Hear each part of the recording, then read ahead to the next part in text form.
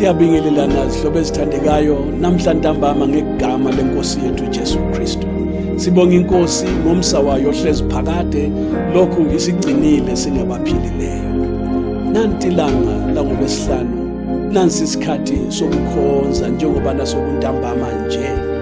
Asondeleni-ke inhliziyo zethu zonke zihlobo zami. Sivule inhliziyo zethu, sivule nendlebe zethu zihlobo zami, sizwe ilizwi likaThixo. Namhlanje inkonzo yenzelwe ethempelini esigodlweni koBulawayo eLobhengula Extension 4. Igama lenkosi malibongwe. Asizweni-ke ilizwi likaThixo nanti liyeza. Uma ukholwa namhla ntambama wena ogulayo uzaphila ngelizwi likaThixo. Uma udinga ukuthi uThixo akuzale kutsha usuku oluhle sithandwa sami, uJesu ngakuzala kutsha, ungcweliswe kwembeswe nangamandla kamoya oyingcwele. Konke okufunayo kugoqelwe elizwini lenkosi. Kholwa uThixo akwenzele kuphi nakuphi okufunayo.